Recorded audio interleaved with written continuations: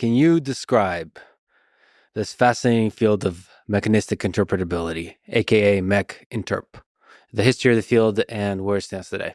I think one useful way to think about neural networks is that we don't program them, we don't make them.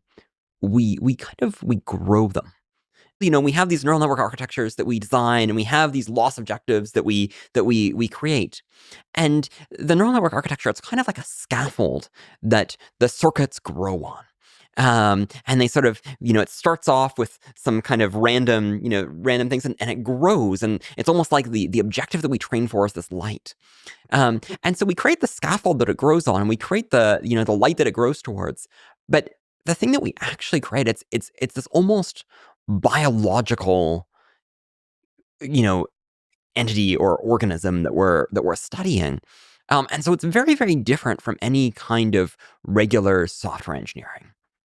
Because at the end of the day, we end up with this artifact that can do all of these amazing things. It can, write essays and translate and, understand images. It can do all these things that we have no idea how to directly create a computer program to do. And it can do that because we grew it. We didn't write it. We didn't create it.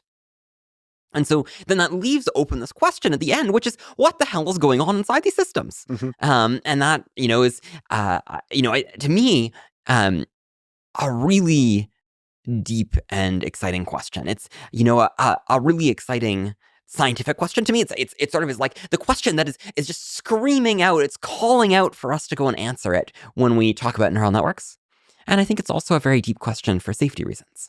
So, and mechanistic interpretability, I guess, is closer to maybe neurobiology. Yeah, I think that's right. So maybe to give an example of the kind of thing that has been done that I wouldn't consider to be mechanistic interpretability, there was, for a long time, a lot of work on saliency maps, where you would take an image and you try to say, the model thinks this image is a dog. What part of the image made it think that it's a dog? And, that tells you maybe something about the model, if you can come up with a principled version of that. But it doesn't really tell you, like, what algorithms are running in the model. How was the model actually making that decision? Maybe it's telling you something about what was important to it, if you can make that method work. But it isn't telling you, what are the algorithms that are running? How is it that the system is able to do this thing that no one knew how to do?